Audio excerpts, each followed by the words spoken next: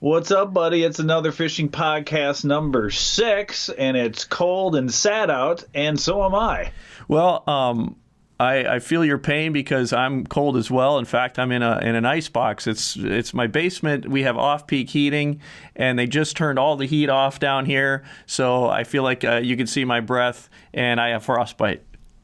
And the goal of tonight's podcast, don't wake up your wife. This isn't another fishing podcast.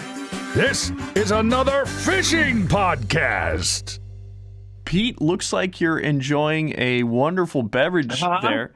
What exactly are you drinking? Oh, I'll plug this one for sure. You were just down there recently. Dorothy's New World Lager from Toppling Goliath, Decorah, Iowa. And that's interesting because your wife is named Dorothy. Sure, that played a significant role in you deciding to go with that beer, purchasing that beer. Well, you had brought up the fact that we have to be quiet in this podcast because my wife just went to bed. She's a nurse on the front lines. Yeah, she's a hero. Hashtag hero. And and she's a hero for marrying you. That's a good point. But I'm always there's been a couple of times where I got too rowdy in this house when she was asleep, and she's called me out, and it's terrifying. I was there. Yeah. So explain, It was the pre-disastrous eel pouch shoot, which wasn't totally disastrous, but we showed up with a huge hangover because when I arrived at your place, we drank with your in-laws.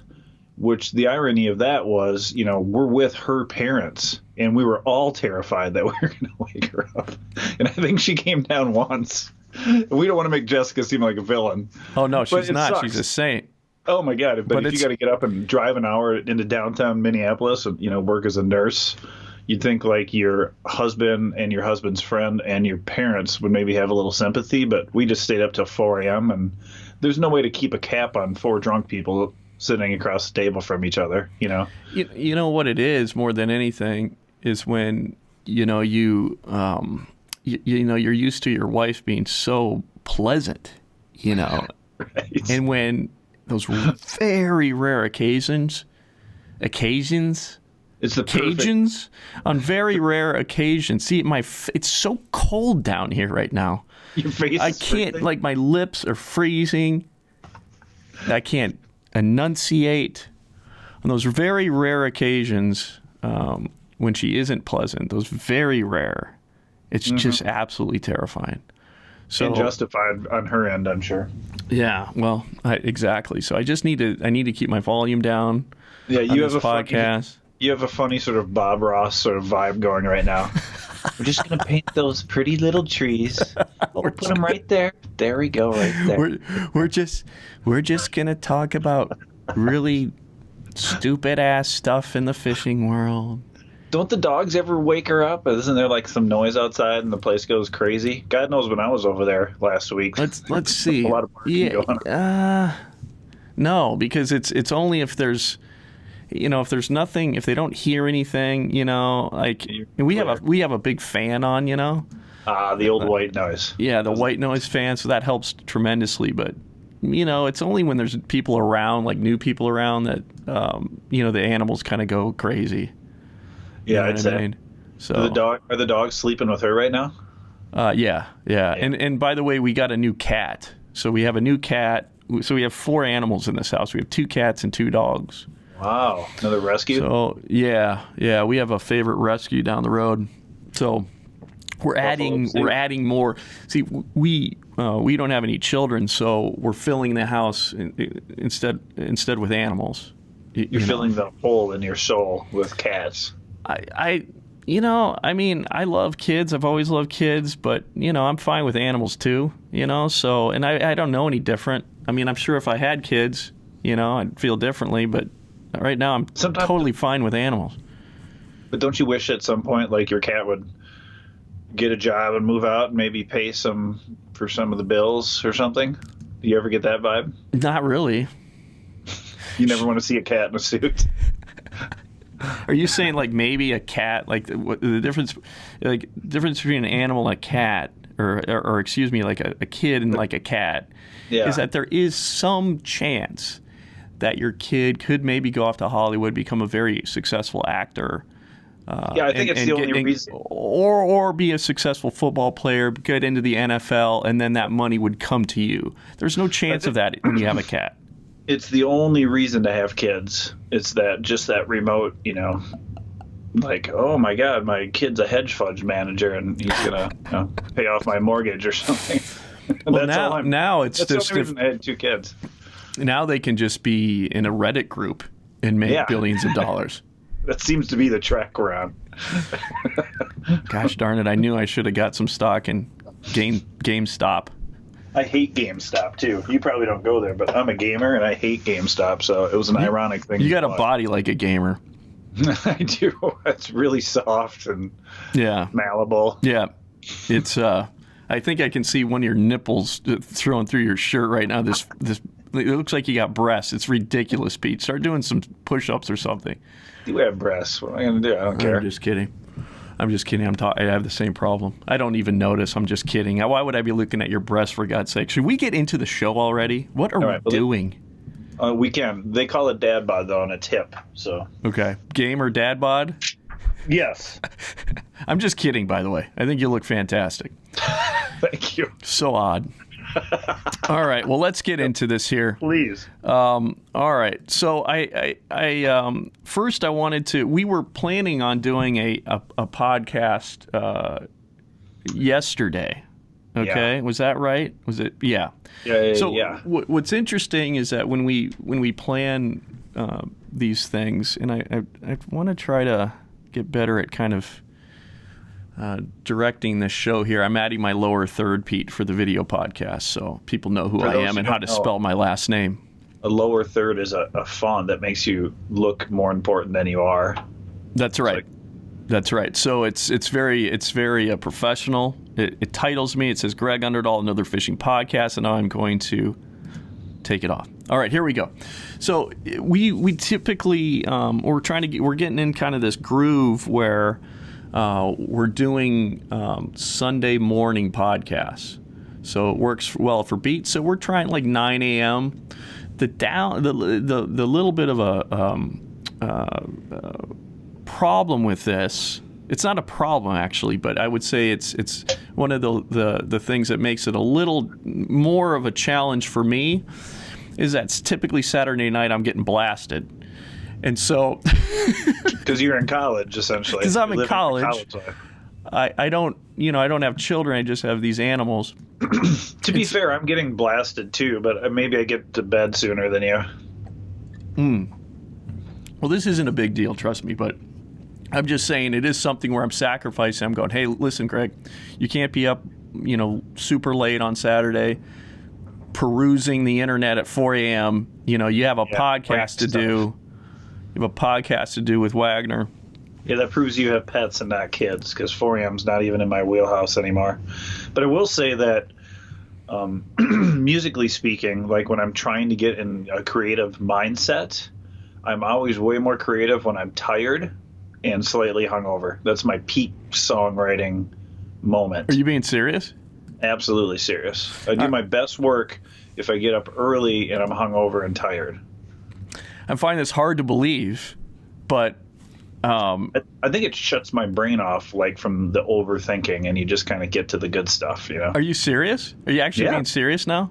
Okay, absolutely well, cool. Serious. Awesome. Well, no, I mean, I feel good about Sunday. I don't want you to, but to the point that I want to get to the point here is that you had an emergency at work. Tell people that who maybe are just new listeners to the podcast. Tell people what exactly you do and what happened where we had to cancel the podcast yesterday and we're doing a podcast now Monday night. Right. So I own a grocery store, Kenyon Market. Come on down. Got some amazing deals, fresh produce, fresh meat. That's a plug. So I get a call. And Sunday's really my only day off, sometimes Wednesday. I get a call at 7, and they're like, hey, all your meat coolers and your produce coolers and your dairy coolers are all like 60 degrees. I'm like, what? What's wrong with that? Yeah. And this is something that happens once or twice a year, but it happens when it gets frigid cold outside. Something to do with where the Freon goes or the refrigerant gets locked up on the roof and whatever. So anyway, it turned out to be not so bad. I kind of got it figured out before I even got there, so it worked out pretty well, but it kind of threw my morning under the bus. Yeah. And then, so yeah, we had to push it to the next night, so ain't no thing but a chicken wing, right? See how I worked in a grocery joke there? Yeah, no, I like your grocery joke, but look at we got What's going on? well, it looks like we have a little dachshund that needs to go out, and here we go. See, did you hear that? What's up? My wife is now. This is. I like this because this seems to be a common occurrence that on the podcast. We have a little dachshund that needs to go out and do number 2 and number 1.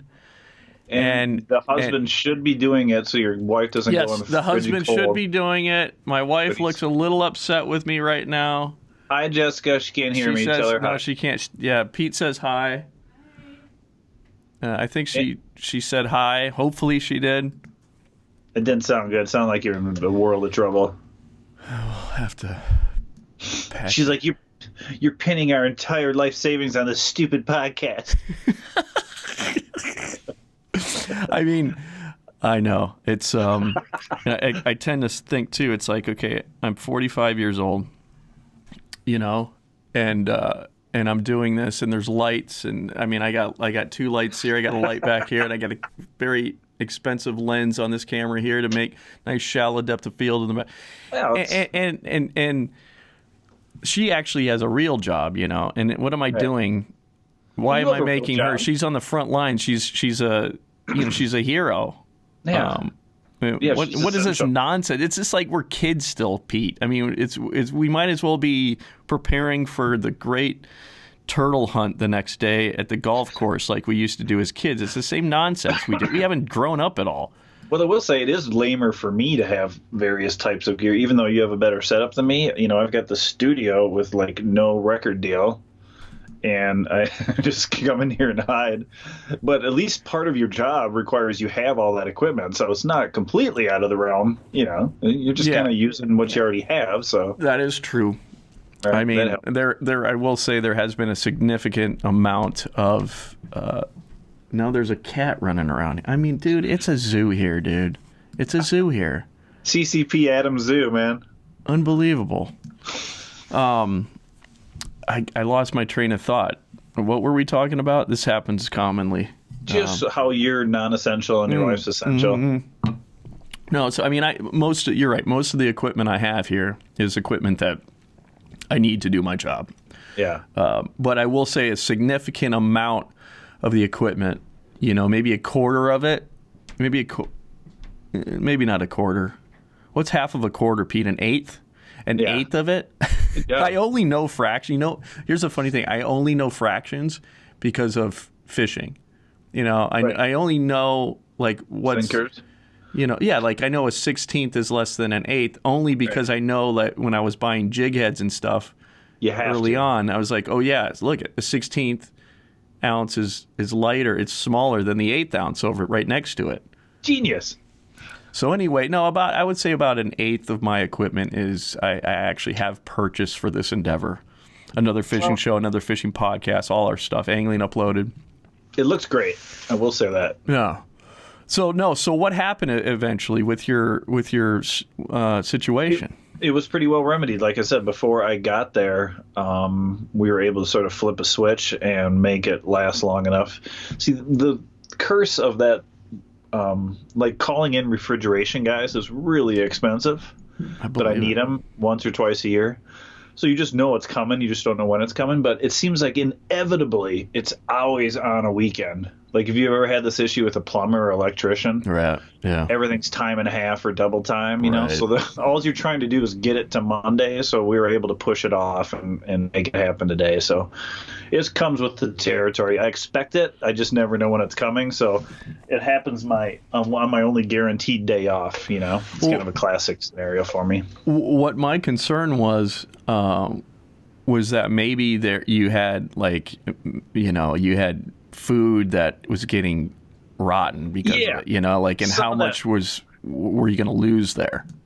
Some of that was, it hadn't been down that long, but that's a reality. Like if you get an ice storm and it takes down the power lines, I've had where we lost power for 2 days and just threw everything away in the store. Man. And then I found people like raiding the dumpster because I'd filled it up with frozen pizzas that weren't frozen anymore. And I had to like shoo them off with a broom. Wow. Yeah, Wow. like, get out of here. Do you have a meth problem in your town? There's a couple of corpses that come in shopping. I call them like, it seems like every town kind of has that, you know, the meth people. Yeah. They're like the zombies that kind of show up at like, you know, if you go to like local bars, I'm a big like bar kind of like dive bar guy. And, you know, there's a certain time of night, it's like all of a sudden the zombies come in. Do you know what I mean?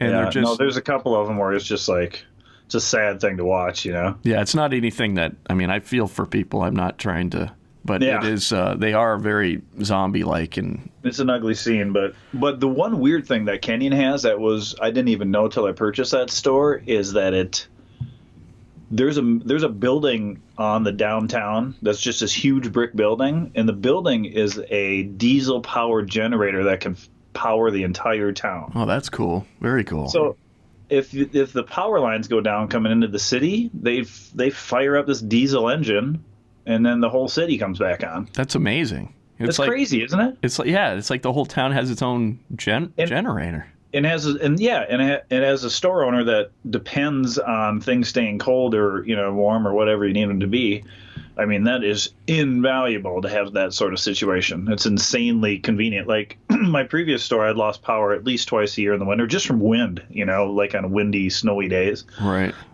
And if you're down 3 or 4 hours, you're screwed. You know, there's nothing you can do. But here, they can always get it back fired up in 15, 20 minutes. So it's like a godsend. So Yeah, I never heard that before. A whole town can stay alive, especially in an area where, yeah, you get cold and then, yeah, you know, you can the building looks like an armory. It's just red brick, you know, with smokestacks. I was like, what is that? I'm like, oh, it's a generator. Well, let me tell you something. We're going to talk about fishing finally? Yeah, let's actually start. Here it goes. We're going to start talking about fishing. And now. Okay, so I was filming a Major League Fishing event. I can't go into specifics because if I go into specifics, I'll get sued for $1 million. Up to $1 million, potentially. Right. It's that serious. This is what I do for a living is very serious business. So I was actually, I was filming for Major League Fishing. I can tell you where I was. I was in South Carolina last week.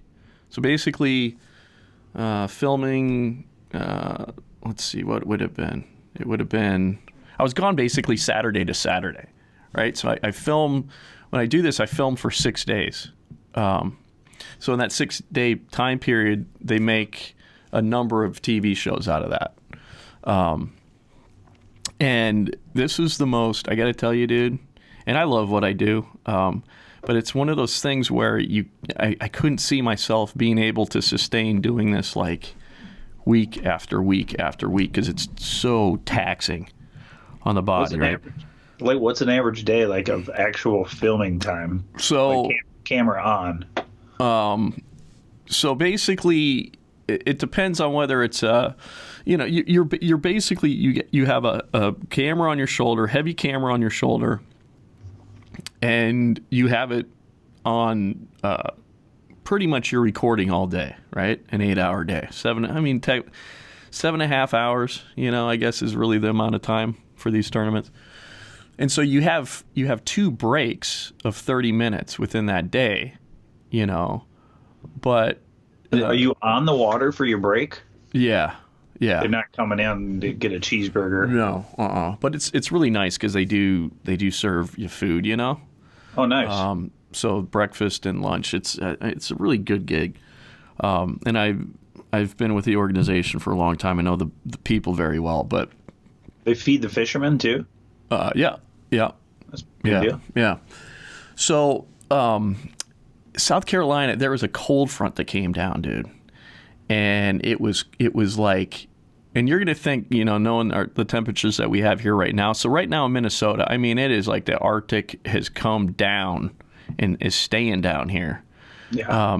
For a week. I mean, it's like I think it was a high of -5 today or something. Like it was like 20 below the other night, without the wind. Yeah, so like everything, the highest it gets this week is like in the single digits. This is going through next Friday now. Yeah. So I will say this should probably, this is freezing the St. Croix River up pretty good, so we can go lake sturgeon fishing out of our vehicles. So if this doesn't do it, what's gonna, I know. So it had gotten really cold in South Carolina, and it was raining the first 2 days, really cold. It was like 30. So it was in the 30. It was in the high 30s. High 30s filming the first and second day, and it rained. 30s. Yeah, that's terrible. Rain. That's cold to the bone, kind of cold. That's right. When you have that humidity, dude, it makes it so much worse. Like actually some of the coldest I've ever been was in Florida in winter. Yeah, with the humidity. On that. So rain gear, there is rain gear now. It seems like the majority of rain gear is this breathable rain gear. Have you noticed this? And you have to, like, the care of the rain gear is super important. And I haven't. Gore-Tex, is that what they call it? I don't know if it's Gore-Tex, whatever it seems like the majority of the rain gear that's made right now is they put breathability. Right. It's super important to these companies, the breathability of it. Yeah. And you have to maintain. The maintenance of this rain gear is very important. You can't just do what I do, and just if it gets dirty and throw it in the wash. Right. And because it will lose its water repellency, and that's what happened on the first day of filming. So it's cold, it's raining, I've got a job to do, and I'm soaked. Dude, I got layers on, and I'm soaked through. I can feel it. I'm soaked through. So I'm talking to one of the afterwards. I'm talking to one of the crew members, and he gives me he tells me that you have to in order to bring that rain gear back, you have to wash it in powdered laundry detergent. Have you ever heard this? You ever heard of it? Powdered laundry detergent will bring it back, is what I've been told. Now, I'd be interested in hearing if anybody out there has heard of this. But you wash it like delicate or something, and you don't dry them, obviously, right? Well, I've done all of that. I guess I didn't. Me too. I mean, I guess I didn't realize. You probably want to wash it on a delicate setting and then just hang it up to dry, I would think. Yeah. Right? So, lesson learned. I've had 2 pairs of rain gear, two different brands, and completely failed. And it's because I didn't realize that, I actually had to take better care of rain gear. Yeah, you had some pretty high-end rain gear, didn't you? Yeah. So that's a little tip here from my trials and tribulations of last week. Don't wash your rain gear. If it's like dirty, just take a rag or something, and if I don't do it. But it's the interior of the rain gear that concerns me. Well, when you know that your rain gear is failing, it's when it's not beating up. You know what I'm saying? Right. But I'm just saying the smell inside my rain gear requires more than just I'm going to wipe this off with a rag. I hear you saying. You sweat a lot. Yeah, it's not breathable. And when they say breathable, I don't completely understand it because I'm still sweating my balls off, Maybe not when it's 37 degrees, but it's not a good feeling. Yeah, so I've learned, I got to take way better care of my rain gear, And so hopefully I'm going to try that trick using powdered laundry detergent. And then I'm also, if that doesn't really work, I'm just going to Scotch Guard it. You know what I mean? That 3M Scotch Guard stuff. I guess. Does that seal it up then? Well, it just kind of beads it. Well, yeah. It's got to be. I need it to be rain gear, Pete. Yeah. So if it means... I don't think on a day like that you wanted your rain gear to be breathable. I think you would have been fine with non-breathing rain gear, I feel they try too hard sometimes because I've never noticed with any of my rain gear, like, wow, that's such a nice breeze coming through my rain gear. You know what I mean? I don't know what it is, but I'll tell you, I've learned my lesson. I've learned my lesson. But please leave any feedback if anybody's got any, because I've got a couple sets of Gore-Tex rain gear. One I bring into the wilderness, which I probably already destroyed, and that's the last. Like, you don't want to be in the boundary waters and realize your rain gear is making you wetter, Yeah, and the other thing too, if there's anybody that knows, so these 2 days, like I said, they were just, I was cold. I was soaked all the way through, and your rain gear's failed when it's not beading. It should be kind of look like Rain-X, how beads of, and it looked like it was absorbing. And so that was the first sign. But the other thing that I've really been noticing that seems not to have been perfected are gloves that are water repellent and somewhat warm, but also allow for dexterity. Yeah. So I wear these jersey gloves, they're just work gloves. Right. And they were completely soaked. Soaking wet. Completely soaked. So I would, every once in a while, I have to put the camera down, which you don't want to do because you never know when a fish is going to strike. So it's like, right. I'm constantly on edge there because I put capturing a fish strike as the top priority, the reason I'm out there. Right. So I'm like, I try to limit, they're paying me all of this, for my fee, but also a hotel, air travel. I'm like, I am got to capture fish catches here. Yeah, a good employee. So, but I'm putting the camera down, and I'm having to wring out my gloves every once in a while, and then put them back on. And then my lens wipe for my camera is just freaking soaked. So I have to every once in a while wring that out. For people that don't know what that's like, you have a garbage bag essentially on your camera too, right? Mm-hmm. Like, there's so many logistical issues that come with shooting all day in the rain. I've witnessed you struggle with that stuff before, and it does not look like fun. It isn't. It takes practice. The reality is, it isn't fun. Like when when you see the finished product, you don't know what all is involved to get that finished product in those conditions. Right. I like watching those shows. I like the drama of it. I think that's why Deadliest Catch has done so well. It's weather, and people having to go out in that weather is dramatic. There's a part of me that's kind of crazy. I like the adventure of it. I do like it to a certain extent, but it's just really taxing. Like today, I was so worn out, dude. Even after, I got back on Saturday.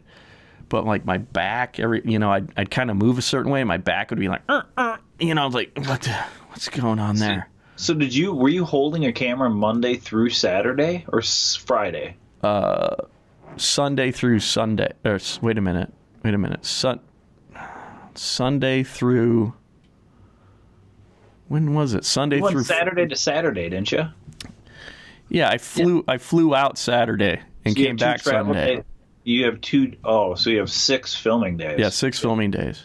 Yikes. And then, it was cold it was cold the whole time, right? So I was actually using my bibs. Or my ice fishing bibs, and they saved me, honestly. And then just rain gear over that, and so it's just taxing. The second day was actually even colder.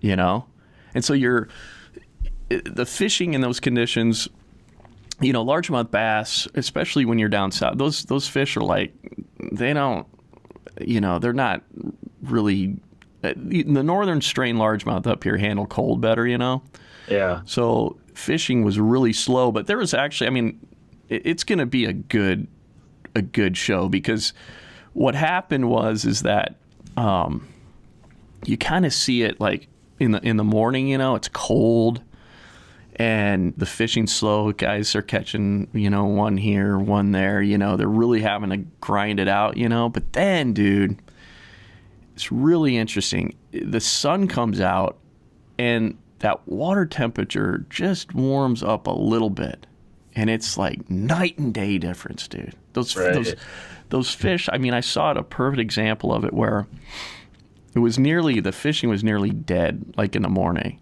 And then when the sun came out, the temperatures just rose a little bit, and then it was like on. It was a different lake. Yep. And it's like super important to realize that. I mean, I've seen it happen even, just not even temperature related. I've seen where fish are just all of a sudden turn on for just like throughout the whole system for like no apparent reason, There's I don't know if it's the lunar phase or whatever is going on, or a tidal thing or whatever, but there is something there that happens. But in this particular sense, you see it with just a little bit of a warm up, and they're like, it's time to do this, Yeah. And then if you get cloud coming back in, or the sun starts getting lower again as it's going, setting or starting to set, then it's getting colder, and then they're off. They're just done. But it's amazing how subtle that can be, though, and it's important to, like, when you're out there, when you're on the water, to just be aware of that. Like, it could happen here. Like, if there's just a little change, it could be all that's needed, Could be ready to roll. It's like winter fishing for trout too. It's like you got like a 2-hour window, middle of the day, and the rest of the day is a waste of time for the most part. Yeah, and it's just interesting to see that. I mean, it's definitely one of the benefits of the job. Is just to be on the back of the boat and and witness those things. Even though I'm not fishing, I'm getting something out of it. Yeah, watching them fight for every fish. Yeah. So I'm just I took some notes on like every day because there was some stuff that I didn't want to forget. One thing that was interesting. So one of the anglers, I'm not going to say who, of course. All this has got to be on the down low. I've already mentioned this is I think this show. Let me think. I don't even know if I can say that. I'm going to play it safe. I'm not even sure when I can say when this is going to air. So let's just not even worry about it. It's Bill Dance. I can see it on your face. Nope, not Bill Dance. Is he dead, by the way? Oh my goodness, that's sacrilegious saying such. That's. Is he not? No, he's still going, man. Is he really? Mm-hmm. On television? You know what? I think so. Yeah. Sorry, Bill. What do you mean, sorry? He's doing what he loves, man. I mean, I'm sorry that I thought you were dead. What do you mean? What do you mean, sorry? Sorry, it's a little cold. Didn't I tell you it was cold down here? My brain is freezing. Yeah. Anyway, so what happened that you can't tell us? So I was talking with one of the anglers I was paired up this past week, and he said that, so with this event, he only brought, just a small, I wouldn't say a small tackle box of lures, but a medium-sized tackle box of lures, didn't bring a lot of stuff. And this is a veteran, okay? Why would he not bring a lot of stuff? It's because he's like, you don't have to. He's like, anywhere in the country, there's a handful of lures that really just work everywhere. And he said this, it's more like these manufacturers, okay? It's more about, a lot of it, especially when it comes to colors, is more about catching fishermen, not fish. And so I can tell you who this was, but it's important because it's, you can get hung up on like, oh, I got to have this. And to a certain extent, it's fun as a fisherman to try different things. I get that, and different colors and stuff. But you see it. I mean, I see it on the back of the boat. The guys are using the same, lures, same colors, over and over again. And so, and more than anything, it's when you're fishing, especially I see it competitively in this stuff in these tournaments. The lure is important. Don't get me wrong. Colors, I think, not that important. It's what's most important is that you see it like there's guys that just are efficient, and they just, you just tell when you're in the boat with them. They just flow, and a lot of it doesn't have anything to do with the lure. Hell, all these guys are using different brands, dude.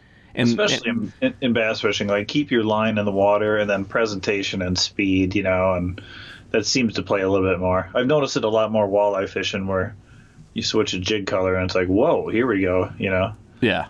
But you have seen that in walleye fishing when they're yeah. Walleyes are they talk about how big in the color they are. Yeah, I just kind of have 3 favorite colors, kind of got it narrowed down to success. And what are those? I don't know if I want to give this away, man, right now. No. In the boundary waters, it's pink and purple for me, for whatever reason.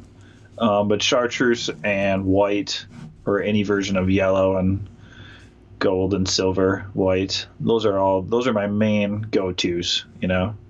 I don't get the hot pink, I don't know. I know. It's probably fine, but I don't know. Right. Just never been a hot pink guy. Yeah, me neither. Even chartreuse seems a bit obnoxious, but it seems to do the trick in dirty water. So me and chartreuse have had a long, happy history, I guess. But chartreuse is a good one, man. Chartreuse, that color just cuts me loose. You are, I tell you, you can tell that you're a songwriter. Well, that's a ZZ Top song, so. Okay. And then the next line is, I like a girl with a big caboose. Yeah, if people don't know, they should know this if they know anything about ZZ Top. It's the most sexually suggestive band maybe ever. All right, and also, they've been together 50 years. That same original, same original members. The same 3 guys have been in a band now for 51 years. I just watched a documentary on them. I was like, oh my God, that's crazy. That is crazy. It is. It's nuts. That's, to me, I've always thought that whenever a band, can last that long, it's probably a testament to those guys, the band members, being really good people, because that's got to be so hard. To get along and create together, all those people and personalities. Yeah, it's like a marriage, Yeah. It's complicated. With a lot of egos, I think a 3-piece helps a lot, I was in a 3-piece and things were very easy, still 2 of my best friends, because there's not as many opinions or chaos, right? Yeah, that makes sense. You get into a 5-piece band, oh my God. Oh Lord. About it. And then you add a horn section, and all of a sudden you're tearing at each other's throats. No offense to horn players. You know what's great, Pete? So I got a new tooth, right? So I can now smile and not have to worry about this gaping hole. Look at you. Look at that. See that? I noticed you look younger. I couldn't figure out what it was. You're 45? Yeah.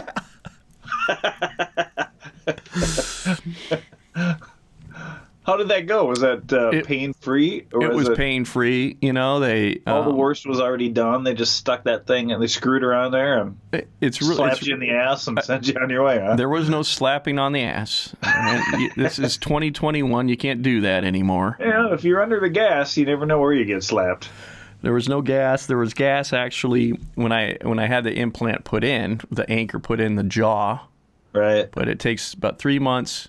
Then the bone fuses with the anchor, then it's ready to go. So what happens is they put a little healing abutment, healing cap on there. So in the time it's healing, they don't want the gum to come over. Ew. So they need to keep that open. Yeah, essentially it's got sticking out there. Right. So they unscrew that when they're ready to go. After 3 months, they unscrew that, and they screw in a post, right? And then they take your fake tooth that they've previously measured and made sure everything's right, and also they get the color right. They took a long time matching the color. They want to get the color right with the rest of my teeth, right? Yeah. So they got this post they screwed in, post sticking down right here, and then they take this crown. They call it a crown, fake tooth, whatever, and they cement it. They put cement around the post, and I guess inside the crown. They fit that thing right over the the post, and then, I mean, there it is. That's how it works. That's awesome. Congratulations. Thank you. So what were we talking about before I got off on this tangent? That these are so common where I go off on these tangents. You were talking about your shoot. You were called, and you were talking about his little tackle box. Is that? I thought we were talking about something entirely different than that before I went on to... Really? I don't think so. Well, all right. We started talking about colors and how you don't need a lot of... That's true. Yeah, let's get back on that. So anyway, I don't know why I just... So I guess that's for me, as far as colors go, in bass fishing, let's just talk bass fishing here. It's like in clear water, I want to use colors that are natural colors. In fact, right. I learned early on during my filming career from a guy named Kevin Van Dam that in like clear water, you kind of want to, if especially it's on the bottom, like something's like a jig or something, you kind of want to, you match the color of the bottom, because the things that you're trying to imitate are matching the bottom, right? Crayfish or, whatever. So you want those like subtle, more natural colors, so like a green pumpkin or a watermelon, I like those colors. If I'm using like baits that are off the bottom, I like to use like white, like white is a good, or like something shad colored, for like a spinnerbait or something. Yeah. Something that matches like the bait fish, crankbaits, whatever. And then if it's like dirty water, I like to use like, if it's the bottom, something like a jig or something, I like to use black and blue because it's a contrasty color. Spinnerbaits, chartreuse and white.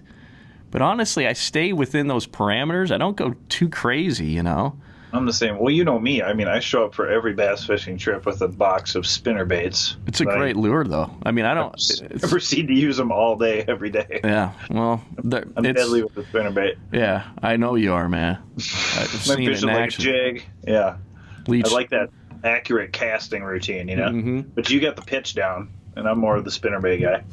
So, what was I?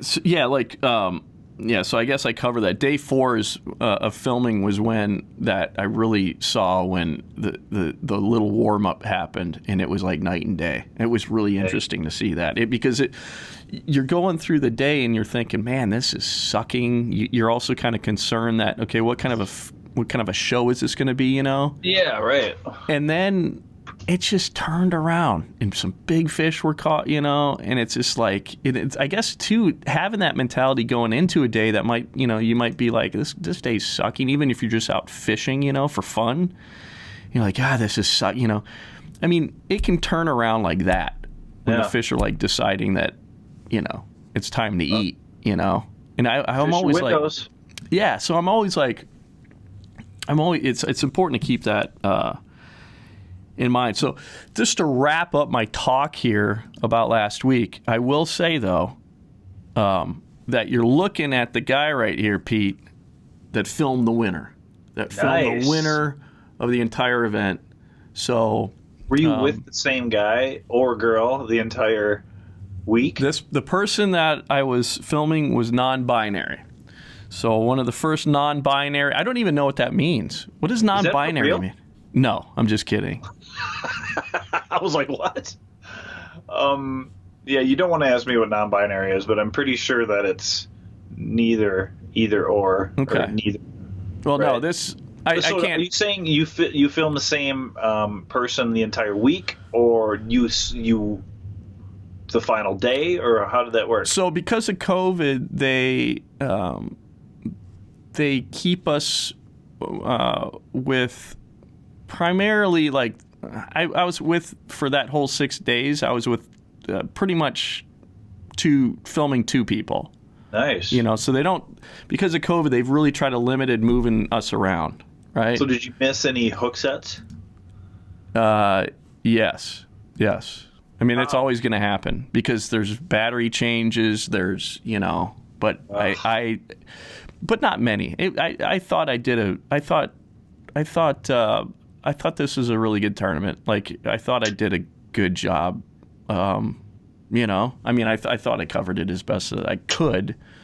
Well, I'll decide when I'm watching on television. Well, I'll let you know, and I'll let the viewers know when I find out when this show will air. Because I don't watch as much television just in general as I used to. But when I used to watch like tournament bass fishing shows on the regular, this is the kind of shows that I liked, because it was like, it was man against nature, you know. What's Major League Fishing on? It is on it's on Outdoor Channel and also CBS Sports. I have also either. on Discovery Channel. Discovery's in there, huh? Yeah, Discovery. It's interesting. Discovery Channel is. I was watching The Next Bite on the Discovery Channel this weekend, or when was it? Yeah, this weekend. Saturday morning, I watched The Next Bite. So they've got it like an outdoor block, which is really cool. Huh. So. Is that like in the mornings on the weekends kind of a deal? So I watched The Next Bite on. It was Saturday morning, so it might be a kind of a weekend morning thing. You know, I'll have to see what I have. I have YouTube TV, so I don't know what that includes. So yeah, I'll let you know when it airs, and like I said, it's, you know, I like those shows where it's like man against nature, it's like the elements, you know, and then I dig those. They're a huge pain in the ass to film, incredibly taxing. I'm still kind of like, after I got home Saturday, and immediately my wife we're partying, you know, and I'm like, Jessica, I've had a here, take a beer. Well, why not? Sleep like a log, you know. I mean, it's not entirely like that, but sort of. Actually, it is. It's exactly like that. She keeps you young and hungover. Yeah. So I'm still kind of, and you can maybe see, Pete, I haven't had a haircut in probably 6 months. Yeah, you're fine. And I'm letting my beard completely get out of control. Now you're getting bushy, but now you got all your teeth. You can have a redneck beard as long as you're not missing the teeth. Then you're not a hillbilly, you're just a redneck. Yeah. So, but that takes care of the conversation about the grueling, cold, wet Major League Fishing event that I was filming in South Carolina last week. Speaking of grueling fishing, we recently got out for some fishing, didn't we? Yeah, that was. I got to tell you, that was. So Pete and I went out on the Horseshoe Chain of Lakes. So if you're just joining us, I shouldn't just assume that everybody knows we're in Minnesota, right? So Pete and I, we live in Minnesota. You know, it says Minnesota behind you, but if you're listening, no, that camera's not actually. You're seeing the webcam picture. Oh, okay. There is a sign right up here that says Minnesota, but this angle doesn't get it, so I don't even know why I have it hanging up. Gotcha. Doesn't make any sense. But yeah, no. So there's a lake not far from us, or well, I mean, it's farther from Pete. Pete, it's like what, 2 hours from you to get there. So it's like an hour from me. Yeah. And it's interesting. It's kind of unique because it's got channel catfish in it, and you ice fish for them. And this place where I've gone to catch them on this chain of lakes, I mean, I've gone there like every time and I've caught catfish, and typically a lot of them.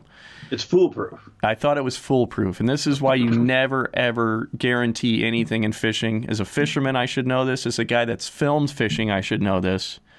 There are no guarantees, ever.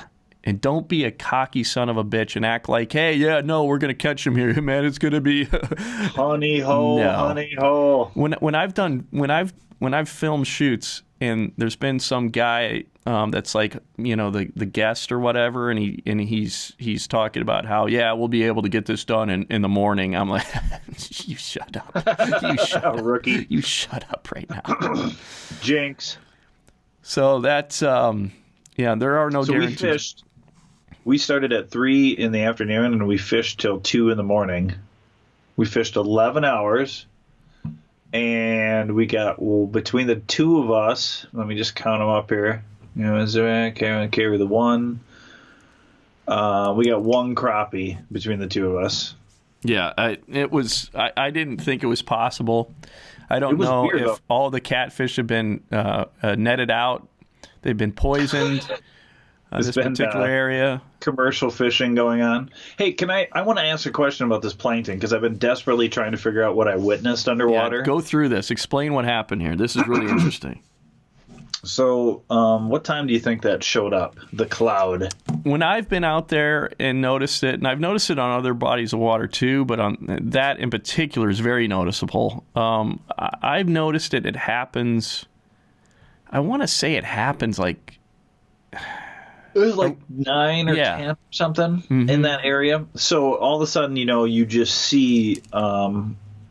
We had a camera down there. And, even earlier in the night, you could see tons of plankton swimming around, tiny shrimp, whatever they were. You can't really tell what they are. It's just like raining these tiny creatures down there, but you're not marking them on the graft. And then at some point in the evening, they rise up from the bottom like a plague, and they cover like the bottom 10 feet of the water column. We were fishing in like 25 feet of water or something, I think. Yeah. And from, 15 down is just solid color. So we ended up moving into shallower water, and we actually were marking some fish that showed a little bit of interest, but we don't know if they were eyes or if they were catfish or what was going on there. But the weird thing is I decided to go back and drop my camera down to kind of take a look at what was going on down there. And it's hard to explain what I saw. I saw the plankton we had seen earlier in the night, but now further out the bottom and in much greater numbers. And I also saw these sort of, and the tricky part with a camera underwater is you don't have any scale. You're just looking into the blackness. Right. But I see these silvery things at first I thought were bait fish. They weren't very common. You'd have to lift the camera up and down because they seem to be put off by the light. And they looked to me about an inch long, maybe 2 inches long, and they had like a for those of you who are watching, they had like a joint in the middle, like, and they would move like this. So they would twitch, and they would twitch once, and they would get out of the view of the camera. And that's not plankton, So I want to know that whole ecosystem. I even bought a book about like pond biology. Yeah, did you find anything in there? No, it's hard. It's like they're like scientific journals, and they're terribly boring to read, But there's interesting stuff in there, but you just see all the sort of traditional plankton stuff, Right. And I want to know what those things were. Like, what feeds on plankton that wouldn't be a fish but would swim? You think they were feeding on the plankton? This jointed creature you're saying was actually feeding. The jointed creature, yes. But I guess they're feeding. I mean, what else are they doing? What is anybody feeding on? Like, why are they? Why does they? The one thing I've learned about plankton is that it does rise up out of the bottom. There's something going on at night where they all come up, and I don't know if they feel safer. I don't know what plankton's natural enemy are. It's like a baleen whale or something. I don't think there's a lot of there's those. filter feeding I don't know what that sunnies or something. I don't get it. So I'm fascinated by it because we've been around ponds our entire life, but we don't really know what that is, Yeah, I mean, it would appear that life is in the daytime. It stays at the bottom. It stays in the muck, and then during night, it appears that then it moves from the bottom up into the water column to feed or whatever, because it, I guess, feels more secure. And we think destroyed the fishing, but we weren't catching any fish before or after that. But you can't mark anything, so just from that part of it, it's hard to stay in that spot because you're like, I can't see what's going on down there, which is kind of frustrating on a slow night, just to see if you have a fish swimming by. But yeah, whenever that's happened for me, I'm like, it's game over.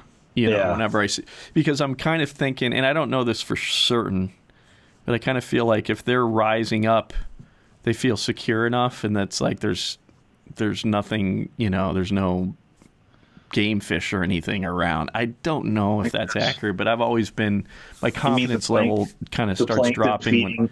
The plankton feeding game fish aren't around, so they feel confident. Right, exactly. I'm really curious how that food chain works, because there's something happening there. And I'll get to it eventually, but... Well, I mean, those panfish will feed on plankton. Panfish will feed on very small creatures. Right. That crappie came out of that, but it was before it got really messy, Right. He showed up. But anyway, that whole trip, we finally got to go ice fishing, which we've been too busy to do anything. And then, it sucked. It sucked. But the beautiful part was we got to drive out on the ice and set up our house and had the heater cooking in there, and it felt really nice. And yeah, it's really nice when you get everything set up, and we had two Mr. Buddy heaters going, and in the big clam house, and you have that hub style clam house, and it's really nice once you get everything set up. Yeah, and we had to move it once, which takes a lot of You got to be motivated. That's the one thing. If you bring too many sort of creature comforts, if you have to move your house just 20 yards, you're like, oh my God, I don't want to do this because it's cold outside and you're nice and cozy. And we did it. Yeah. I mean, you want to make sure. And I thought we were on a high percentage spot, in the past it was. Yeah. But, with those hub styles or just any, even a wheelhouse or whatever, I would say that you want to make sure that you're on what you feel is going to be a high percentage area, Well, we probably cut another 20 holes, too. Yeah, we did. It just wasn't happening that night. So what are you going to do? Moving on here, speaking of biomass, and I don't know, I'm trying to transition this, segue this well, but we're just going to go with it. Speaking of biomass, so I learned this. This was on the Target Walleye, which I get so much of my fishing information from. Is this about my breasts again? Because I don't want to go down this road. No. I don't think they reported. Maybe they should do an expose on your breasts sometime. Target Walleye. Look into it, Target Walleye. Brett McComas, Pete's man boobs. So there have been, whenever I hear this, the grass carp get introduced into bodies of water to control the vegetation. They're supposed to be sterile. These grass carp. Is a grass carp a common carp? No. Completely different. It's common carp and a grass carp are completely different. A common carp has a kind of downturned nose, snout. Yeah. Grass carp, their mouth is like completely straight in front of them. How do I not know this? I don't know. Are they sterilize them before they release them? I don't really know how they do it, but they're supposed to be sterilized when they're released. They're not supposed to be able to reproduce, right? And the grass carp they're kind of slender. I'll show you a picture of one actually here. Well, you're not going to be able to see it.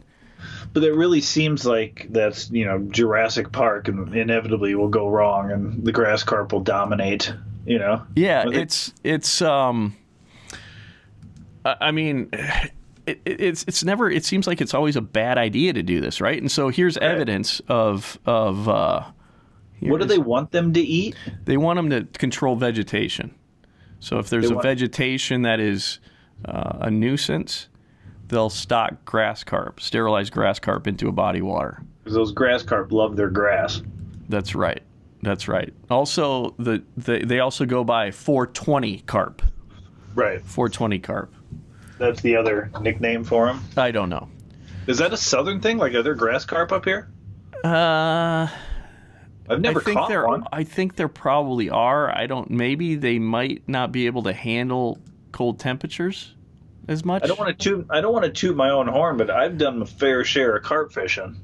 Well, I think they can. I think let me bring this up here. I got to make sure. My eyes are just gone. Are you on camera right now so I could run off and steal a beer real quick? Sure, absolutely. I'll be back in 30. Okay, so and the effort to keep a notoriously invasive. This is from. I learned about this from Target Walleye, their email newsletter, which is fantastic. This has been reported by the Port Clinton News Herald. So this is in Port Clinton is in Michigan, right? The effort to keep a notoriously invasive species of Asian carp from running rampant in Lake Erie. Or is that Ohio? Port Clinton, Ohio. Asian carp? So these are in Ohio, right? So I'm pretty sure that they can survive. If they're in Ohio, they can survive cold. Like But when they call them Asian carp, we're not talking about the Asian carp we're dealing with around here. No. Right. So this is called a grass carp. So let me just start this over again. Now that you're here and you've got your beverage. I can hear you. So the effort to keep a notoriously invasive species of Asian carp from running rampant in Lake Erie has been culminating along the Sandusky River, where those leading the fight have drawn the proverbial line in the sand.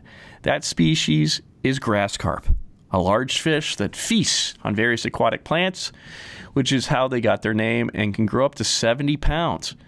What? Grass carp were brought to the U.S. in the 1960s and usually were used in small ponds to control vegetation quite effectively, while the use of chemical herbicides was becoming out of vogue at the time. John Navarro explained. Navarro serves as the invasive species program administrator for the Ohio Department of Natural Resources. It said the concern came with grass carp getting out of the ponds and reproducing in the wild. So, yeah, oops, that's not what I wanted to do here. It's like, don't worry, ladies and gentlemen. The T-Rexes are in completely electrified fence areas and cannot reproduce. You have nothing to worry about. Oh, my God. Okay, so in the 1980s, a lot of states, including Ohio, introduced regulations requiring the fish to be sterile, referred to as triploid, as a measure to lessen potential impact. Yeah. We've been seeing grass carp in Lake Erie since the 1980s, but we always thought they were triploid or sterile fish, and that they were not going to be a consequence to the environment, Navarro said. Lo and behold, we were wrong. Of course you were wrong. Of course you were. Life finds a way, dude. Nature wins, man. Nature wins every time. When researchers started testing the grass carp caught in Lake Erie a few years ago, they found diploid fish, meaning these fish were fertile and could reproduce. The problem is we now have a reproduction of grass carp in both the Sandusky River and Maumee River, Pete. You know the Maumee River. You got a shirt. Maumee River silverback, or what was my shirt? Quillback. Quillback, right. You have a Maumee River quillback shirt. Shout out to the rough fishers out there. With the Sandusky River being what looks to be the largest culprit for reproduction. I mean, if this isn't another example of just because you're a scientist, and listen, I love scientists, okay? But just because you're a scientist doesn't mean that you know what the hell you're talking about all the time. And it's like it over and over. How many times when they do an introduction like this, it goes out of control. And it never works out the way they never works out. So I mean, it's still better than dumping a bunch of chemicals in there to kill grass. But when they're surprised that it went awry, I don't understand that. And I just put right over your face. I put a grass carp, Pete, and you can tell if you look up grass carp, you'll see what I'm talking about here. But a grass carp is much more streamlined. And the mouth, the eye, what's interesting too is the eye is kind of right in the center of the head. Huh. And then the eye is also kind of right in line with the mouth then. And the mouth is pointed forward. So what kind of damage do they do in Erie? Like they're worried that they're just going to go in there and tear up spawning beds or something? Yeah, so there's probably I would imagine they I mean, I don't know this for sure, but they're probably not. They probably eat all vegetation, even the good stuff, even the native stuff. Right. So that's probably a drawback. How dare them? I didn't know anything about grass carp. But here's but I'm sure they're probably fun to catch. I have an ethics question concerning fishing, because I saw this week. This kind of bugged me. I don't know why, but this week a record, or it was last week, maybe 2 weeks ago, a record channel catfish was caught. I don't remember what state. It was in the southeast somewhere. And it came out of a private pond, which I forgot was a thing. I never knew how that worked, where you could, like how records would work out of a private pond. But apparently in the South, it's pretty common to have state records coming out of private water. Best places to fish, man, a lot of times. Right. But, like, does that seem like you should get in the books if you got a pond? You know what I mean? It's almost like an aquarium, right? Like, I'm going to feed this fish until he's big enough to catch it. You know what I mean? Doesn't that have kind of a weird vibe to it? I mean, I understand what you're saying, because especially if you consider, like, many of these ponds, they have feeders. Have you ever seen a feeder? It's almost very similar to like a deer feeder. Yeah. And it just like sprays the pellets all throughout the pond, you know? Right. I mean, they have them for bass. Bass will eat pellets, dude. You know, and catfish, and they'll get huge. So, I mean, you make up... the pond's got to be big enough so the fish, because they will adapt to their environment. They're not going to get too big in an aquarium. So you got to give them enough water, which I guess there's a little bit of a chase yet to catching a fish like that. But I guess my question is, how do people feel about... Because we don't deal with it up here. I mean, Minnesota, if it's water, it's for the most part public, you know. I wonder how people feel about the idea that, you know how people get riled up about records. Oh, yeah. Detroit could tell you more about that one. But it just seems kind of odd to me that you could go out to your backyard and you're the only person fishing it and you're feeding these fish, and then you get to call it a state record and go in the books. It seems a little funky to me. Well, I don't know if I'm just being a Yankee up here. Yeah, you sound like a Yankee. Man, what the hell he talking about? That's a worse Southern accent. Thank you. You know, the same. They hunting's similar in these like high fence areas and stuff, where they essentially keep these white-tailed deer in a high fenced area. They can't get out, and then they just feed them, and then they get, and then they work on genetics, so they get these giant racks, and it looks like moose. Here's a bowl of calcium. Eat up. Yeah. So, but do they count deer? Like, can you do a record from a private farm? I'd be talking out of my ass right now if I think you can. I've just never heard of that before. But there's a thing called fair chase, and it's in hunting. I'm really talking about my ass. I know a little bit. So there's some hunters that I think are like, that ain't their gig. They're all about the fair chase. They don't want to be hunting in high fence. They want to. But I don't know that if it would count. Does it count if it's in a high fence area, or if I think in fishing, in most fishing situation, I think even if it's caught in a farm pond, it would count. It does. I mean, it's state to state, so I don't know if there's states that don't allow it. But like Minnesota would seem like a place that wouldn't allow it. But then again, it's not like you can raise the biggest walleye. No one cares about catfish up here anyway, But I just thought it was odd when I read it. I was like, oh, yeah, that's right. That's a thing. Like in Europe, you read about that all the time. Like, you can pay to fish in certain places where the fish are fed, right. And, because they're rough fish crazy out there. But I don't know how Minnesota laws work on that one, I mean, like if you were a decent podcaster, you could probably research that before you brought it up during the podcast. we do things our own way. Also, I could Google it, but I'm busy drinking a beer with one hand, and if I Google stuff, my camera moves around, and I don't want to short the fans a good look at. We've got some really incredible topics yet to discuss, so maybe we just kind of bookend this with we just didn't do enough research to maybe find out more. Yeah, you, the listeners, can tell us. Yeah, we'd appreciate it. Yeah, and go. When we learn next week, we're not going to look into it. just from what you tell us. And then whatever we learn from you guys, even if it's bullshit, we'll spread it around on the next podcast. I love it. All right. So I just remembered something. I got to take. Well, I'll get to it, but on the same, we're still talking about carp, right? So listen to this, Pete. You're gonna love this. I know how much you love Motley Crue. All right. I don't not see where this is going. Oh man, some of the sounds. This is from the wonderful folks at Target Walleye.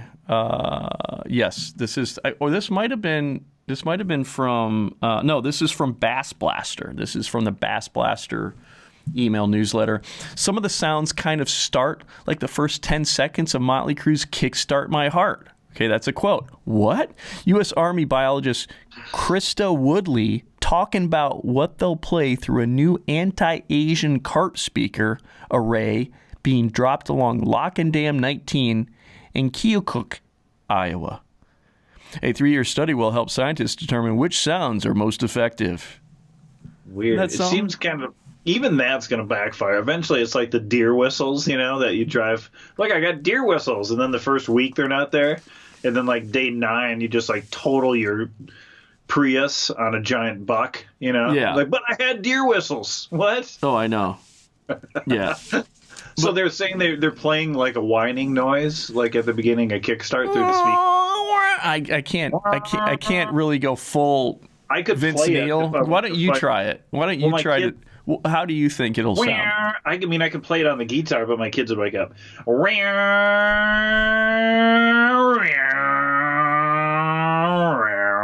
And here's where I come in.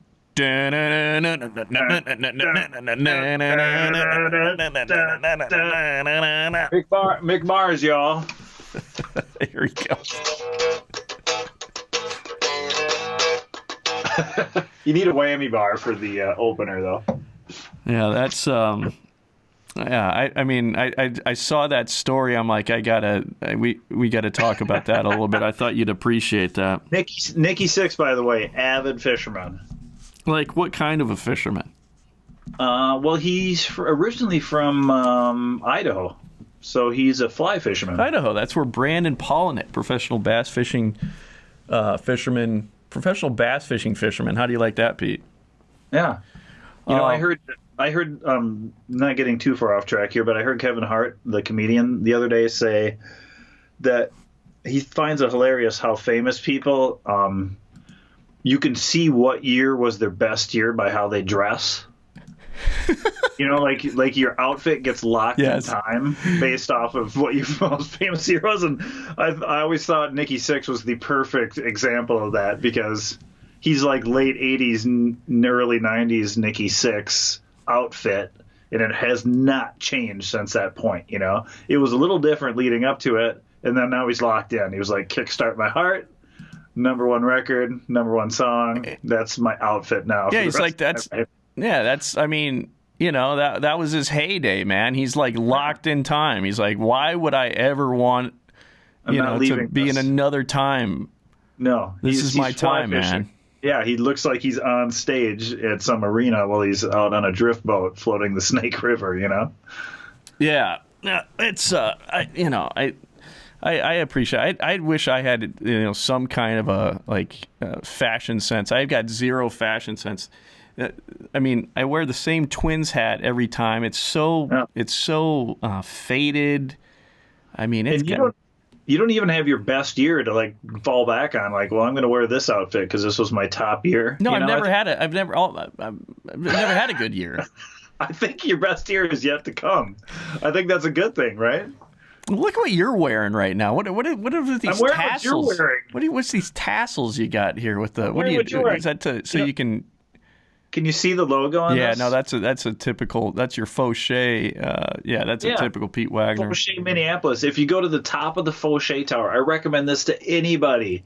The Fauché Tower was designed by the guy that designed the Empire State Building, but was modeled after the Washington Monument and was once the tallest building in Minneapolis. But if you go to the top of it, there's a museum and there's a lookout balcony that's exactly the same as the Empire State Building on top. and it's fabulous. Yeah, I've actually filmed up there before. It is. It's cool. It's a cool place. So no, I mean, if anything, what I'm wearing right now, Pete, this is actually a newer outfit. This is my wife got this for me. This Columbia. What is this? It's a jacket. It's like a fleece. So this is newer. So I'm kind of a little bit, fancy pants.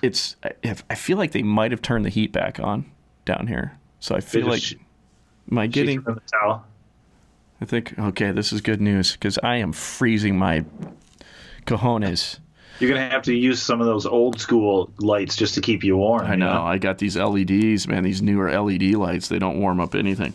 So I was looking for some stupid reason. I was looking at this brochure recently, Pete. Hummingbird? This is a hummingbird, and I'm a hummingbird guy. That's my favorite fish finders. And I think they make great fish finders. I'm a big fan. But so I'm looking at their ice products. This is their 2021 Humminbird ice products, right? And I go flipping through here, and I use a little very basic Humminbird graph for my ice fishing. It's not a flasher. It's a graph, okay? And I'm looking through here, and one thing that just kind of caught me, right, is that this brochure is all about promoting their ice fishing products, their fish finders, right? Okay. It says right here, it says eliminate noise from nearby flashers with interference rejection, and it shows the picture here. I should have probably scanned this and put it into a... Is it what I was seeing on my screen? Well, it's showing a graph. It's not showing a flasher, right? It's showing a picture of a graph. It's not showing the right, circle but it's saying interference from flashers. Yeah. Eliminate noise from nearby flashers. Good point. You're absolutely right. That's true. But what perusing through this brochure, I still am annoyed by the fact that people think that they need... What am I hearing? Is that you? This? I don't know what I'm hearing, but I'm not going to worry about it. It might be a cat using the litter box. I think my furnace just is turning on, so that's not going to warm you up, though. Okay. And by the way, I just bought an ice fish finder last week. But do you... because, by the way, my fish tracks that I took out, my little fish tracks, my AAA, it's tiny, it's fun, blah, blah, blah, did not do well for me on that lake of yours, the old Horseshoe Lake. I couldn't mark my lure for the most part. I had an old Lowrance that I brought with, and that did a little bit better job. Might have been the water itself, I guess. Anyway, I went out and I bought myself... Actually, I bought two this week because I bought a boat that has one on it, too. I bought myself a Garmin. Yeah. Garmin's the deal, dude. So it's like the full... It was like a 5-inch screen. They call it like a Striker. I know what you're talking about. It was like $330 for the complete ice fishing setup. Came with the battery and the whole thing, So I got a Striker 3 in the boat, and I got a 5 for ice fishing, but it's on back order, so I'll probably get it in like July. Oh boy! Well, I will say, man, Garmin, it came on the fishing scene relatively recent, and they got a trolling motor out now. They're the real deal, dude. Garmin's the real deal. So what did they do before fish fighters? They were doing all kinds of like personal like fitness stuff, to track your... Oh, really? Oh yeah, everything. GPS units for cars. Because they have like satellite phones for the wilderness. I've seen those. But are they an American company? Yes. Wow. They're based out of Kansas City. Pretty sure it's Kansas City. Yep. Yeah, good host. They're really they're a top-notch company, and they're making great graphs. They're making that trolling motor that they have is the shit. Well, doesn't your graph have a flasher option? Yeah, so that's what I wanted to get into right here a little bit. And I've bitched about this before. We've talked about this before. Right. And this is honestly, it's a very well done brochure. The photography is great in it, but what drives me crazy is that there's they cater to this whole idea where, you've got this sophisticated unit here, and they're still and you could have an awesome graph to use. Graph works just as well for ice fishing. There's no reason why you can't. It's a better representation of the water column than how a flasher looks. But still, there's a flasher right there. You could use the graph, but no, I'm going to stick with that. It's like ingrained in the DNA around here, because when that first hit the market, people are like, I can't believe it, and they can't get over it. They can't, and I will say this is going to be very controversial here, okay? Do it. Just do it. This is what the cover shot. This is what this is going to look like on the top of the video right now. So, Vexilar, has been promoting this idea, I think, that a flasher is going to give you real-time display of your lure down there. And they've harped on it. There's a ton of marketing. It's like ice fishing is Vexilar. You have to have a flasher, and a Vexilar is the flasher. You know what I mean? The reality is a flasher is old technology. It is one of the very first fish finders, and there's no reason for anybody to be using a flasher anymore. To say that it doesn't give you a real-time view of what your lure is doing. I've said this before on podcasts. I used to live in Missouri. Down there, there's incredible anglers that know how to fish deep water, deep, clear water, vertical jigging, all times of the year, right? They're using graphs. They're not using a flasher, and they can see the bait go down. You have a history to the left of the screen. You get to see the history, and you see your bait streaming down. You can see when a fish comes up. Everything's real time. You don't need a flasher. I've had times when I've ice fished where the fact that you have history behind you, it's actually saved me, because I've actually dropped a lure down, right? And I've seen, like, I was looking away or something, and then I look back at the graph, and I've actually seen a fish. I've done this. I've seen this in 30 feet of water before. I've seen fish that were hanging out just under the ice going down to the lure. And you can see that when you have, sometimes they'll like bail out and they'll go back up. If you had a flasher, you wouldn't see that, you don't have that history with the graph. You see that maybe there's and so does that make sense? Yeah. If you're not paying attention a second, you can go back to it and so you can see, oh, wait, a fish just came down, and then a flasher, it blips and it's out. And then you might have, if you're looking somewhere else, you might not have seen it, that you had a clue there, what was going on. So it's like enough. I feel like this way with like gas augers, I feel it even more strongly with flashers. It's like they need to be gone the way of the dodo bird, dude.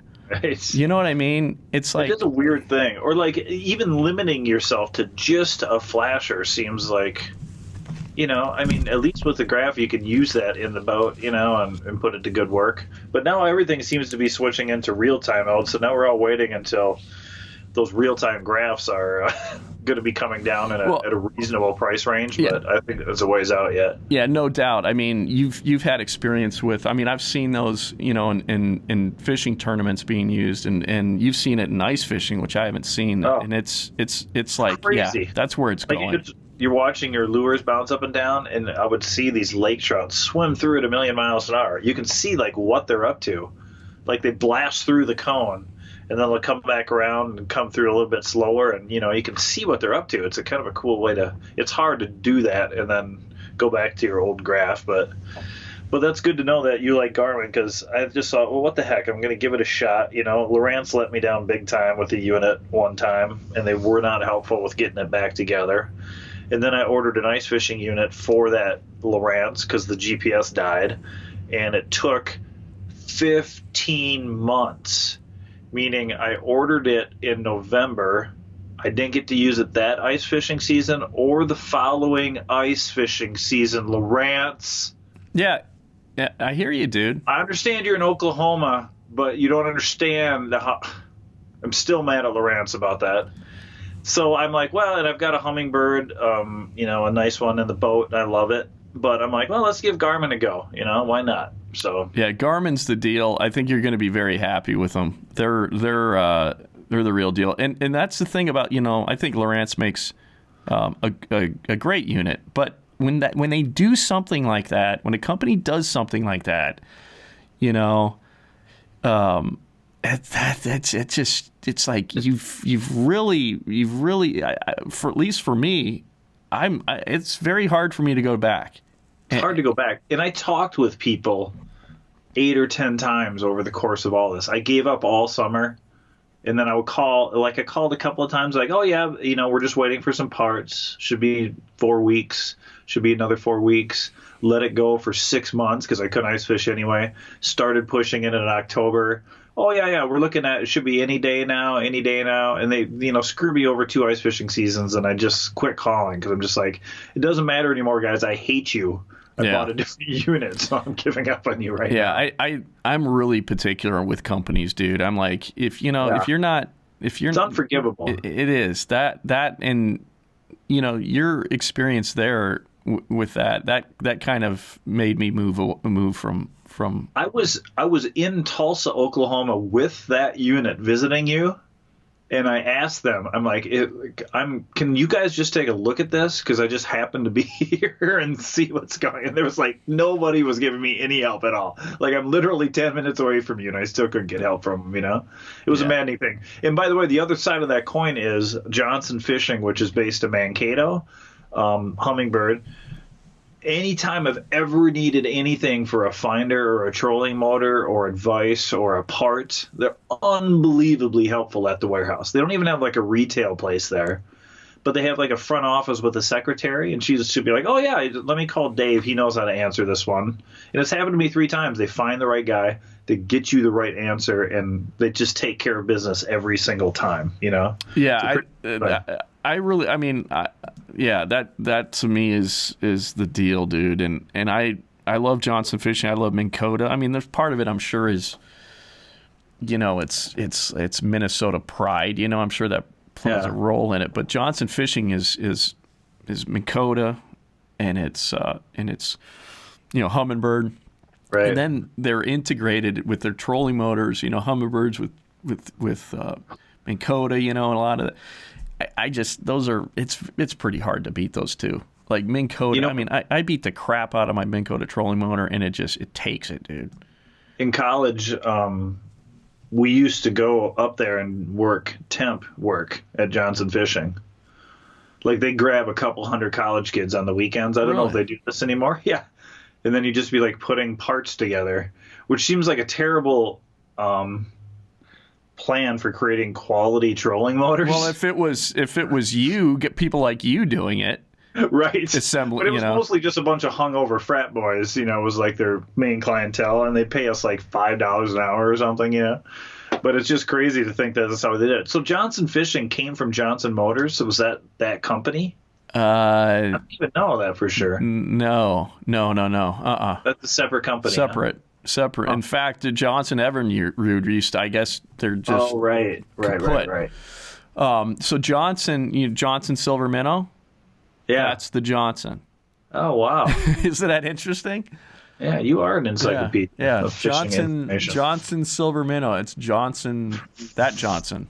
But I'm with you on that one. I'm a graph guy, and I got the flasher option on there if I want it. I don't need a Vexilar flasher. A digital screen is fine with a flasher on it if I want to go that route, which I've used to great success, especially in walleye fishing. But I'm with you. Has Vexilar even tried to come up with a graph? They're just sticking with it. They're just going to brainwash people into still this is the way you ice fish. Yeah, they're like, we know they've invented staplers, but we're sticking with paper clips. We don't care.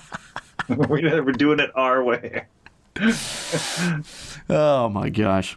Well, we're I do want to. I know it's getting late, but there's some very important stuff just to cover here quickly, Pete. I've got a mostly full beer, so you're safe. Okay, perfect. So, it seems around this time, every year around this time, we see posts about pollution on the ice. Okay, garbage on the ice. There seems to be a percentage of ice anglers that are dirty bastards. I mean, I don't know how else to put it. Just degenerates. It's not just an angling. They just happen to be anglers. But you would think outdoor people would be somewhat more aware of their surroundings and understanding it's kind of nice to, fish in a place not full of garbage. And so that brings me to this post that I saw recently, and I need to make sure I bring up the right. Here it is. Okay, so this was on the Minnesota Sturgeon Fishing Facebook group, okay? And this individual says, to whoever, this is Chris Ehrman. Chris says, to whoever fished this spot and left all the empty Trulies and other trash I picked up after you. Please. What's a Truly? Truly is like a seltzer. All the girls drink it. It's Thank you. You were talking about frat boys earlier. That's like, frat boys are very happy that Truly is a thing because... This explains the end of this post, but go ahead.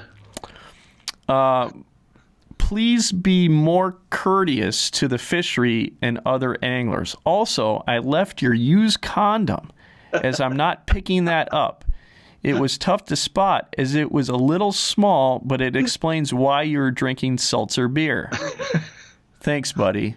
So that was on the Minnesota Sturgeon Fishing Facebook group, right? And here's a picture of it. It doesn't. He's already picked it up and he's put it in the Truly box. All the trash that was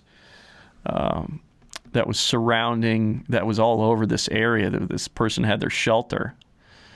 But isn't that something how this happens every year? And I just brought up another picture. And the other thing is, who's getting action in like a pop-up ice house? Not me. Well, I mean, not on the fishing end or any other end. I'm not generally seeing any action. Yeah, I've brought up. You may have remembered. Do you remember when we went out ice fishing, sturgeon fishing with the? I know where you're going with this. I brought up that picture of that site that we found that out there on St. Croix. That was just the most hideous example of pollution I think I've ever seen on the ice. Yeah. I see here. There's two. Do you remember this, Pete? There was. Looks like 4 cans of Mountain Dew, 2 bottles of water. Looks to be some urine in the on the outskirts of where they had their Urine's shelter. Acceptable, to be clear. I see a cigarette butt. Yeah, and it looks to be also some toilet paper. So I don't know. If you're gonna ice fish, please clean up your shit. Yeah, I mean, just pick seriously. Up it's not that hard. But it seems like this is something that always happens around this time. It seems like, especially when they start pulling houses at the end of February, that's when it really ramps up. Like when that cutoff kicks in for the southern half of the state. Yeah. And you got to bring in the big house, so you have one big, throw down at the old ice house. And then you just leave a mess, It's like a tradition now. Yeah, and the bad thing is too is that stuff gets like almost like fossilized, sort of, and if you get like snow over it, and then it's just like there's no way to clean it up, and then it shows up. Right, it just gets burnt into the ice, and then you're like, what do I even do here? But it really is. Come on, people. I mean, carry your weight. It really is frustrating to walk out on the ice and see that. I've never seen it in that sort of intense level. Yeah. But it really does suck to witness. I've seen it a couple of times. I'm like, seriously? Even when I'm drunk, I don't ever think, let's just litter. Yes. Yeah. No, it's a bizarre behavior. I think there's a certain percentage of the population that just still has a caveman gene, and they haven't evolved past it, and so you see it kind of express itself in these situations. They get out on the ice, they're in their cave, there's some alcohol involved most likely, and they just resort to acting like Neanderthals. Me make baby, leave pile of bottles. So this is an easy segue here. Have you ever you need to do, if you have access to a computer right now, seriously, Yeah. check this out. So go on Facebook and look up this Facebook group called Ice Fishing Unfiltered. Okay. And you want to talk about it's like if how would I describe this? It's like old school Howard Stern, like kind of sophomoric. Just, I mean, it's so sophomoric isn't even the right kind of term, dude. Like, have you found it yet? Yes, but I'm going to have to wait to be approved, I think. You can't look at any of the previous posts or something? Well, let me see. I just want you to look. I can. Okay, look at. They call it an adult ice fishing group. Yes. And so it's the most like misogynistic. The first, like speaking of cavemen, dude. The first post is,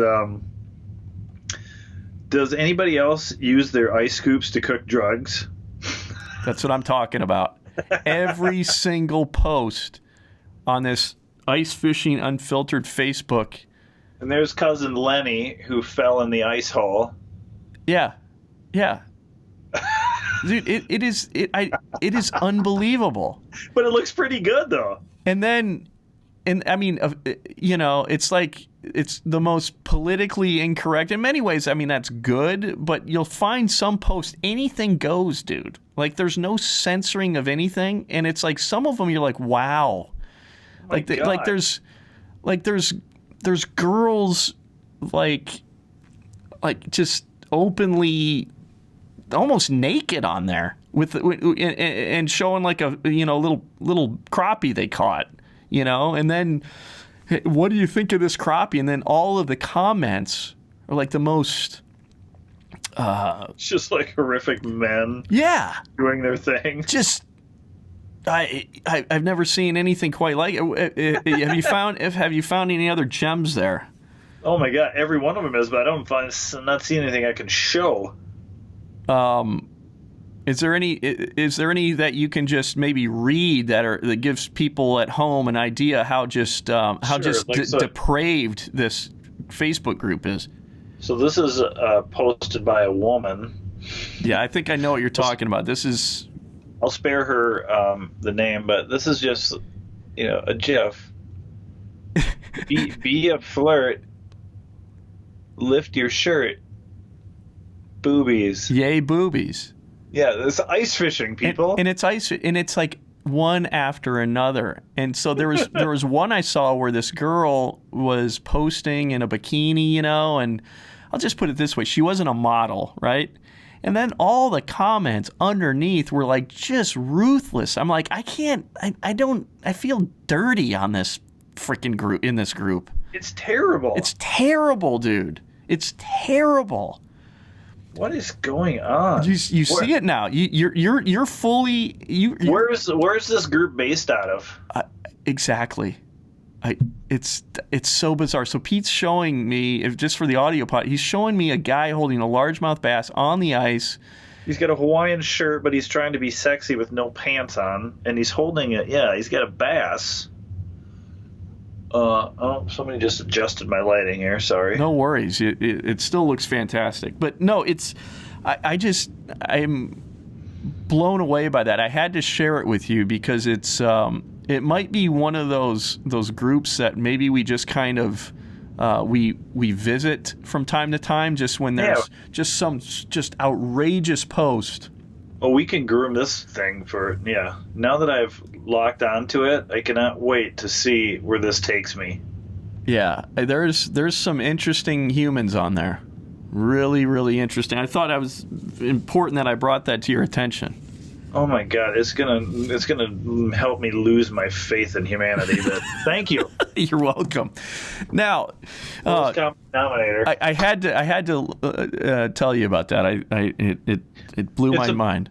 It was a perfect segue out of the littering because every one of those people look like litterers. I'm pretty sure that 99% of the people that are on that Facebook group are the litterers that we were just previously talking about.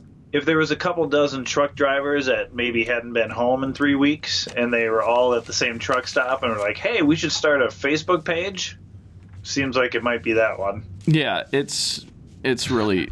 I was blown away. Listen, we haven't been the most politically correct ourselves, right? But I want to say that we have a certain amount of standards. Je ne sais quoi. Something like that, where I feel like we don't go over the line. We're right up to the line. We don't go over the line. Maybe, I don't know. I like to think so anyway. We maybe tripped over it, but never on purpose. So I've been harping about like electricity. I think I've talked about the ion, how much of a fan I am of the ion. The electric auger. I think where we're going is we're going electric, baby. That's just where this world is going. And I've talked about. I actually was even toying with the idea of potentially even purchasing an electric outboard for, because I bought a boat in the last fall, and I was really, for a while, I was toying about the idea of getting an electric outboard because I think that's where the technology is going. I think electricity, electric cars, electric motors, in many ways, there's low maintenance. Obviously, there's a lot of other issues, but I think technology, it's going to get better and better. Price is going to come down, all that fun stuff. And to prove my point in all that is that Mercury has an announcement coming up. Have you heard about any of this, Pete? I have not. So they've got an announcement coming up, and let's see here. I want to make sure I bring up the right. Where is it? I think this is it here. Yeah, so big news, February 11th at 10 a.m. Central Standard Time. That's weird. I just did something really weird with the graphic there, but it was really fancy. Totally on accident. But so February 11th, Mercury's got this big announcement, and I thought I had another. Oh, here it is. So this is what they say. On February 11th, Mercury Marine is unveiling an outboard that delivers boaters unrivaled freedom, luxury, and power to pursue their passions on the water. And you're invited to be a part of it. A video detailing this historic product launch will drop February 11th at 10 a.m. on the Mercury Facebook page. You can go blah, blah, blah, blah, blah, blah, blah. This may be the most innovative product in Mercury history, said Mercury President Chris Dries. It'll be a truly special day for everyone who loves the water as much as we do here at Mercury Marine. Isn't it funny, though, that Mercury is a poison? Yeah. Anyway. Maybe it's a name also. Okay, so,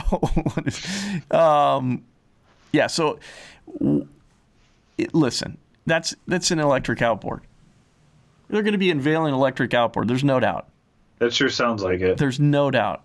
It's an electric outboard, dude. Have you ever seen one in action?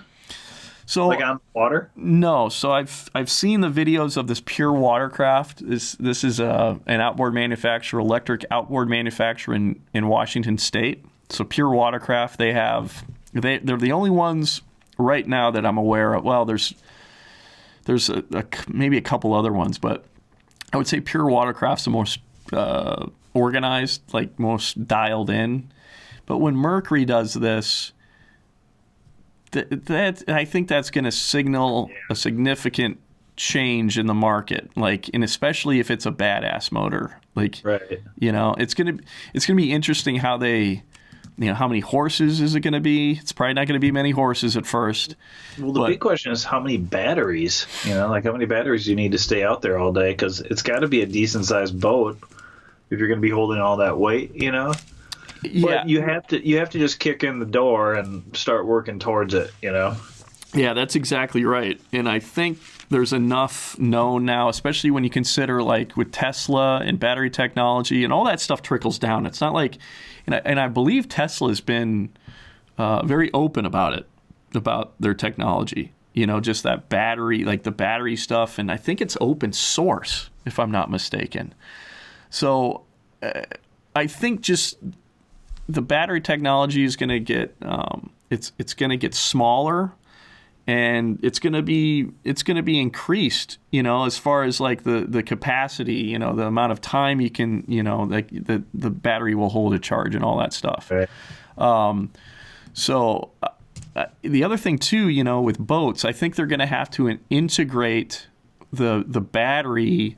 The production of the motor and the boat itself is going to have to be more integrated. Like the motor and the boat production is going to have to be more tied together, because I think what they're going to do is the batteries are going to have to be stored underneath, in the base, in the I don't know what you would call it, just exactly. Built into the boat. Built somehow. Into the boat, in the center line of the boat. Yeah. And it could, it's essentially like, you got to think of how Tesla does it. Like their batteries, the whole floor is battery. Right. So you would do that same kind of construction with a boat. Yeah, it's gonna be tricky to do it right, and it's gonna be hard to swap that stuff out if things go wrong on you too. But like I said, you just have to open the door. Someone's got to do it, because we're eventually going there. So yeah. And by the way, my kid is signaling me through Wi-Fi lighting. I have another kid going to bed here. So. Oh, okay. So we need to go. I need to go. Yes. Okay. Well, let me just two things really quickly, Pete. A USO has been, it was actually an underwater submerged, and we could talk about it on the next podcast, but I'll just tease it right here. An underwater submerged object was reported by, it sounds like an angler reported this. An angler reported seeing, he was fishing, and he saw his depth he was getting shallower and shallower and shallower. Right? On his graph, shallower. Yeah. Well, there was a craft underneath him. In the ocean? In the ocean. And it came out of the water and flew off. True story. Well, I don't know if it was reported, and here's the great thing. Guess who reported it? It wasn't, I found out about this let's see here. It was in Bass Blaster. I learned about this so when you say, when you talk about, do people want to hear about your UFO stories on a fishing podcast? I learned about this. It's finally come together. You're perfectly justified now. So there you go. And then also, this is very important. We have a new patron, Pete. We have a new patron. His name is Lance Burglar. I want to make sure I get his I want to make sure. Hold on here for a second. I love Lance. So, yeah, it's Bergler. So, Burglar. Can you see where anybody's from? He is Lance. I'm not sure where Lance is from, but he is donated to us on Patreon. So, he's become another patron on Patreon and said, real nice things about what we're doing here. So, check this out. We'll finish our podcast on Lance here. I've been enjoying the podcast. I can relate to almost all of your content. Listening to them at work, on my commute, or even on the ice, like I did last weekend, makes for a better day. Keep up the great work, gentlemen. Isn't that cool? That's cool. So, yeah. So thank you, Lance, for those kind words. Thanks for being a patron. And if you're listening to this podcast and you want to support what we're doing, the absolute best way to support what we're doing here on Angling Uploaded, which is our umbrella. This is Angling Uploaded is our network. Another fishing podcast, another fishing show. All the other videos that we do are under the Angling Uploaded umbrella. But if you want to support Pete and I, what we're doing here, please go to patreon.com, become a patron, and you'll get all kinds of benefits. We upload our content first there. We have giveaways we'll be doing, exclusive live streams. So really appreciate your support. So thanks, Lance. And so Pete, any farewell parting words here? No, I mean, I've got plenty to say, but we've been at this long enough tonight, so we'll have to regroup, and hopefully I get on the water this week and have something to talk about. It's going to be bitter, but I think I'm going to go for it somewhere. So, all right, let me know. Maybe I'll go with you if it's possible. Yeah, I'll probably be in the big river if you want to get in the hut. All right, sounds good. All righty. Later, Gator. We'll see you next time. Take care, guys.